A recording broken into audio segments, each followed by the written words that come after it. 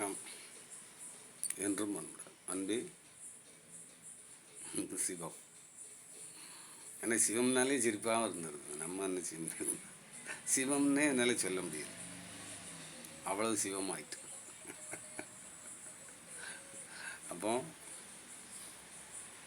நம்மகிட்ட அன்பு குடியில் இருக்குது, யோக குடியில் இருக்குது, ஞான குடியில் இருக்குது. எல்லாமே அன்பு குடியில் ஒன்றுக்குள்ளே தான். எல்லோரும் வரலாம். ஆண் பெண் பாகுபாடு கிடையாது. எந்த மதமாக இருந்தாலும் பரவாயில்ல, மனிதனாக வந்துடணும். வந்துட்டால் யோகம் அடைஞ்சிடலாம். யோகமடையதுக்கு தான் வந்தோம். மற்ற ஜீவராசி யோகமடைய முடியாது, ஞானமடைய முடியாது. அப்போ மனிதன் யோகம் அடைஞ்சு ஞானம் அடையும். லாட்ரி சீட்டு அடிக்காதா யோகம் அடிக்காதான்னு நினைக்கான்.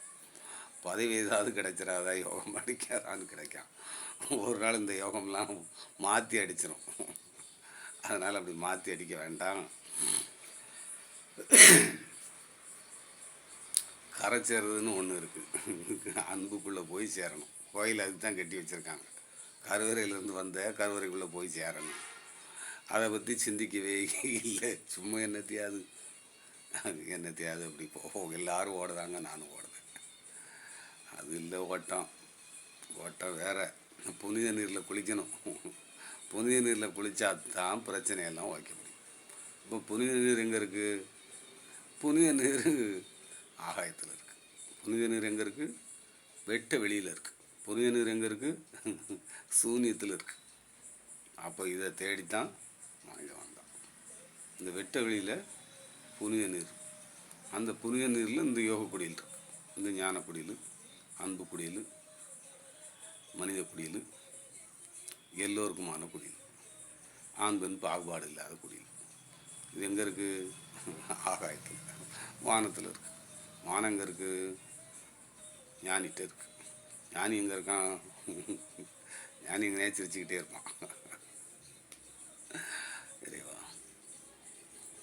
எப்படி தான் கொண்டு போய் சேர்க்கோ இவங்களெல்லாம். அந்த தோணியில், ஒரே தோணி, அன்பு தோணியில் எல்லாத்தையும் ஏற்றிடலாம். எல்லா டிக்கெட்டையும். அங்கே ஒழுக்கம் மட்டும்தான் வேணும். அதனால ஆளே இல்லை. ஒழுக்கம் மட்டும் இல்லை. அந்த புனித நீரில் ஞானி மட்டும் குளிச்சுக்கிட்டு இருக்கார். அந்த கப்பலில், அந்த சொகுசு கப்பல் அது இங்கே இல்லை.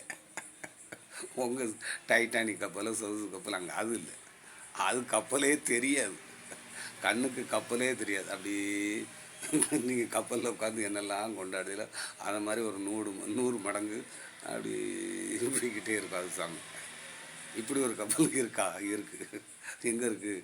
வானத்தில். வானத்தை தொடுறதுக்கு தான் வந்து அண்ணாந்து பார்க்கவே மாட்டேங்க. சொன்னால் கோவம் வரும். அண்ணாந்து பார்க்கறதுக்கு ஐயா நேரம் இருக்குது. அண்ணாந்து பார்க்கறதுக்காக நேரம் இருக்குது. மாடுட்டு போய் வேணால் சொல்லு, அது வேணா அண்ணாந்து பார்க்க வை. எங்களுக்கு டைமே இல்லைங்க. கர்மா குர்மா ஆன்மீகவாதி என்ன பேசினாலும் நீங்கள் பார்க்கறது புனித நீரை பார்த்துக்கிட்டு இருக்கீங்க. என்னத்தை? புனித நீரை பார்க்க நீங்கள் பார்த்துருக்கவே முடியாது. அவ்வளவு விசேஷம். பார்த்துட்டு தான் சொல்லுது நீயும் விசேஷம். வேறு ஏதாவது பற்றுகள் இருந்து அவர் பெரிய ஆள் இவர் பெரிய ஆள் நடக்காது. பெரியவனை தெரிஞ்சவனுக்கு பேர் தான் பெரியவன். பெரியவனை தெரியணும். பெரியவனை ஒருத்தந்தான். நீங்கள் அங்கே இங்கே அப்படி இப்படின்லாம் போய்கிட்டே இருந்தீங்கன்னா பிறகு துன்பம், துயரம், பிரச்சனை, உலக போர், நாளைக்கு நல்லா இருக்குமா நல்லா இருக்காதா இதுதான் இருக்கும். அப்போ புனித நீரில் குளிக்க வந்த மனிதன் புனித நீரை மட்டும் விட்டுட்டான். ஆறுகிற என்னத்தையே அந்த பெரியவங்க சித்தப்படுத்தி வச்சான். அதையும் படித்ததுக்கப்புறம் அதையும் சாக்கடையாக்கிட்டாங்க. படிக்கிறதுக்கு முன்னால் அது நல்லா போய்கிட்டு இருந்தது. ஒரு 70 80 85 90லலாம் அது க்ளீனாக தான் ஓட்டிக்கிட்டு இருந்தது. வாய்க்கால்லையே குளிக்கலாம். இப்போ வீட்டுக்கு சமையலுக்கு எடுத்து போகலாம். இப்போ ஆற்றுக்கே போக முடியாது. ஆறுலாம் அப்போவே போயிட்டு அதெல்லாம் ரொம்ப 10-20 வருஷத்துக்கு ஆகிட்டு முறுக்கி அள்ளி வச்சுட்டியா. ஆளுக்கு மனிதன் இருக்க அந்த சென்னையில் ஒரு வெள்ளம் வந்தால் போதும், முடிஞ்சிட்டு. அங்கே போய் அப்படியெல்லாம் கட்டி என்னெல்லாமோ செய்தி இருக்கட்டும். அதனால் புனித நீரில் குளிக்கிறது தான் வந்தியா. புனித நீரில் குளிச்சுக்கிட்டே இருக்கவனை பார்க்கணும். அவன் தான் சிரிப்பான்.